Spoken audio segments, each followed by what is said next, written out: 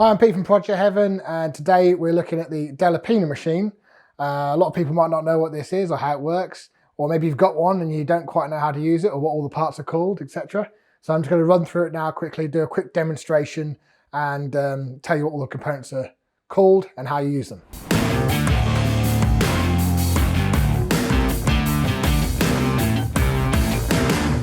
Okay, so first of all, let's look at the machine. On the machine, we've got two dials. This one here moves the cutting stone in and out, and the increments are in 1 thou. So the major increment is 1 thou, and the minor increment is 0.1 of a thou. So you can hone to 0.1 of a thou accuracy on this machine. The other knob here adjusts the pressure, how much pressure you apply with the stone when you put your foot on this pedal down here. All right, so the next thing to look at is this piece called the mandril here. So you need to set the mandril up so that the run out is as small as possible. So to adjust the position of this mandril so that when it spins, it's not spinning eccentrically, you adjust the screw on this side and the screw on this side to move this back and forth like this. And that because as this stone wears, we've got different shoes on the back, it'll put the position of the mandril in a different place. So, you know, as the shoes wear down over time, you'll need to adjust these to bring it back so it runs centrally. Otherwise, when you're trying to hone out a bush, you'll be going like this, trying to keep hold of it. And you don't want to be doing that because you're going to be ending up making an oval-shaped hole in this. It needs to be running as true as possible. And I'll demonstrate that a bit later. So the next thing to talk about is the components of the mandril itself. So there's two types of mandril we've got here. This one has a shoe that bolts on and off on the back, like this, where you can unbolt these as they wear, and you can replace them, and you can have multiple shoes on here. And the next thing to talk about, the other type to talk about, sorry, is this one, which has the shoe that's built into it. So you don't have to replace that, and that's typically the smaller mandrils like this, that do smaller bore holes. Okay, in here, in this groove, we have a couple of components. One of them is the wedge. So this little piece of metal moves back and forwards and it pushes the stones up and down inside the mandril. And that's moved back and forwards by the pedal down here. We've got stones. These are the stones that are pushed up and down by the wedge. You can kind of see that.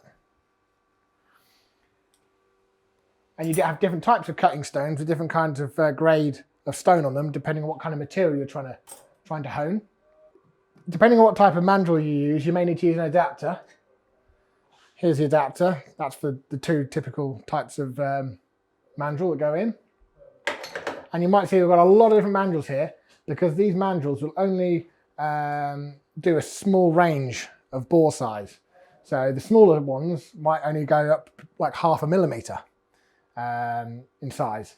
The larger ones typically will go up a couple of millimeters in size. So they'll do that range. So that's why we've got an entire range all the way up to quite large. I think that's the biggest one we've got.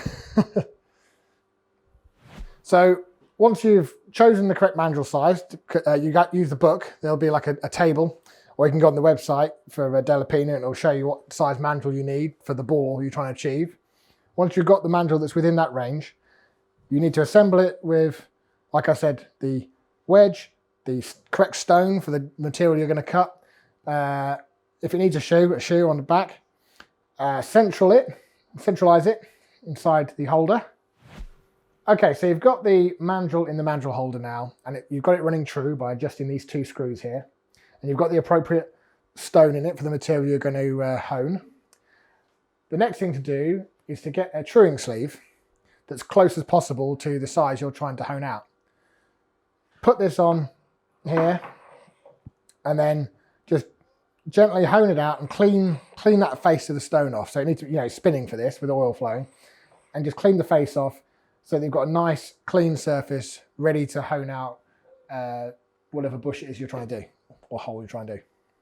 Okay, so typical uses for the machine. The main thing we use it for is for doing little end bushes. So this is a conrod off of a jag, off an E-type. So we would have just got the appropriate size mandril for this and just taken this little end bush out so the pin just glides in. That's the only way to do a little end bush on a conrod with this machine. The only proper way, really. The other thing, and here's another one here as well. I'll show you this in a second. This is one of the little end bushes, which was not very little, which is off of the LaFrance engine that we're building in the other engine room over there. So we've used it recently. That's why this big mandrel's on here, because we've been honing out the new set. But you need to press these into the conrod first before you hone them, because they may be the right size, but then when you go and press them in, it'll actually tightened up and the pin won't fit in anymore. And that's why it's so important to have this machine, so that once you've pressed a new bush into a little end, you can go and hone it to exactly the right fit for the gudgeon pin. Right, let's fire this machine up and I'll show you exactly how it works. So angle the cutting oil over the mandrel, turn it on, wait until you've got a steady flow of oil. There you are. If I put this on, I can feel that's already tight, so I need to wind it out. There we are, it's slipping over now, see? And it's all covered in oil. Now, if I just gently press on this pedal, it'll start to rotate. There we are. Okay. And then the further down I press the pedal, the more it'll push the stone out. So I can feel now it's starting to bite. Okay. And then I want to go up, say, 0.1 of a thou. There we go. Bring the pedal back down again. Another 0.1 of a thou. Okay, let's have a look at it. So you can see it's just starting to clean off the inside of the material on the bush here.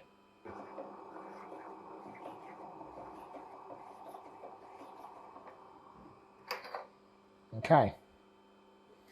If I have another look in there, now you see it's cleaned quite a lot of the inside of that bush off.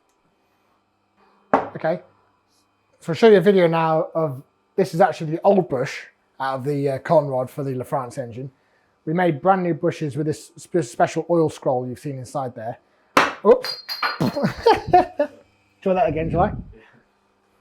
Shit. No. Okay, so this is actually the old bush out of the LaFrance conrods that we machined earlier. And we'll show you a video now of the new bushes that we made with the same oil scroll in it. We pressed them into the conrods and they've been delapened out on this machine. I'll show you a little video of that now. So if you've got a set of conrods and you need the new bushes making for them, if there's something particularly strange, or you've got a brand new set of conrods with bushes already in, but the gudgeon pins don't fit properly, just let us know, send them in, we can sort them out for you, no problem.